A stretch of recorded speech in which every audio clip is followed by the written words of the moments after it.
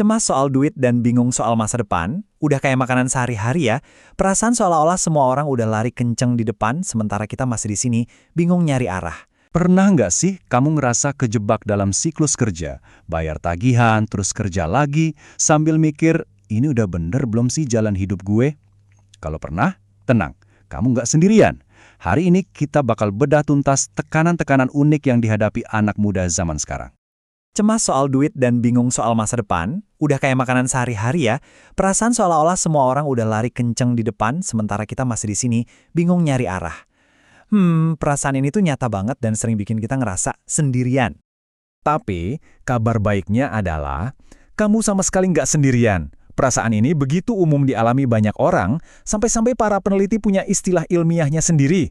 Jadi, apa yang kamu alamin itu bukan sekedar kebanyakan mikir atau kurang bersyukur. Ada penjelasannya, dan kita akan kupas sekarang. Oke, biar gampang pahamnya, bayangin aja kita lagi di dalam panci presto generasi Z. Ada dua tekanan besar yang saling berkaitan di dalamnya, stres finansial dan krisis seperempat abad, atau yang bekernya disebut quarter life crisis. Ini dua sisi mata uang yang sama. Dan ini bukan ngarang-ngarang loh ya. Obrolan kita ini didasari sama penelitian beneran. Para akademisi itu lagi aktif banget mempelajari gimana era digital, tekanan sosial, dan kondisi ekonomi sekarang ini ngebentuk pengalaman generasi kita. Pertama, kita bahas stres finansial. Ini bukan sekedar lagi bokek biasa ya, ini lebih dalam. Ini tuh kondisi psikologis, perasaan cemas yang nempel terus, khawatir soal tagihan, utang, atau sekedar mikirin gimana caranya bertahan hidup sampai gajian berikutnya. Nah, yang kedua ada QLC, atau Quarter Life Crisis. Pernah ngerasa di persimpangan jalan? Harus milih karir, lanjut S2, nikah, tapi rasanya semua pilihan kok kayaknya salah ya? Nah, gejolak emosi yang intens itulah yang disebut QLC. Terus, apa aja sih pemicunya? Macam-macam, mulai dari bingung soal karir, tekanan dari keluarga dan masyarakat yang nanyain kapan sukses, sampai, yaitu, kebiasaan nge-scroll media sosial dan ngebandingin hidup kita sama pencapaian orang lain. Ada yang relate? Pasti ada ya. Oke, masalahnya udah jelas. Sekarang, kita ngomongin tujuannya. Sebenarnya apa sih yang kita cari? Bukan sekedar jadi orang kaya, tapi sesuatu yang lebih esensial, kesejahteraan finansial. Dan ternyata, ini beda banget sama sekedar punya banyak uang. Lihat deh perbedaannya. Jelas banget kan? Stres finansial itu bikin kita cemas, kewalahan, dan ngerasa nggak punya pilihan. Sebaliknya, kesejahteraan finansial itu ngasih kita rasa aman, kebutuhan tercukupi, siap kalau ada keadaan darurat, dan yang paling penting, kita punya kebebasan untuk milih jalan hidup. Nah, ini dia poin kuncinya. Kesejahteraan finansial itu bukan soal berapa angka di rekening kita, tapi soal persepsi dan rasa kendali. Kamu ngerasa pegang setir nggak atas kehidupan finansialmu? Itulah intinya.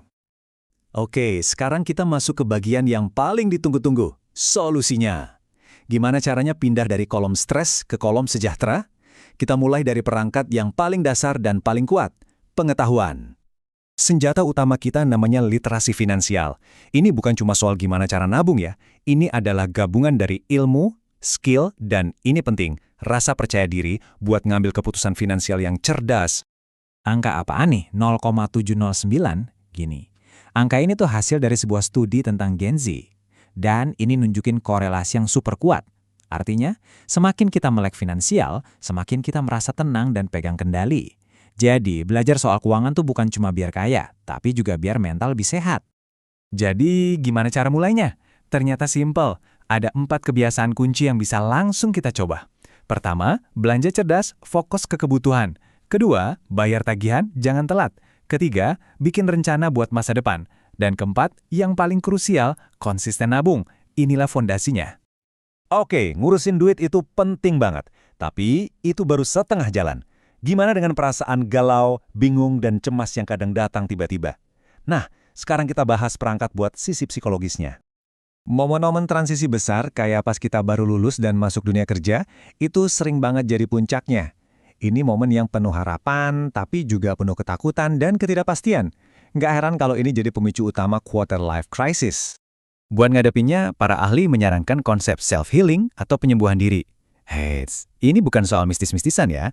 Ini adalah proses aktif di mana kita belajar ngelola emosi, ngatasin stres, dan bangkit lagi buat nemuin keseimbangan. Caranya Ada banyak banget, dan kamu bisa pilih yang paling cocok. Bisa lewat meditasi, yoga, olahraga, atau bahkan sekedar mengubah pikiran negatif jadi tindakan yang lebih positif. Intinya adalah nemuin cara yang sehat buat mengelola semua emosi yang bergejolak itu.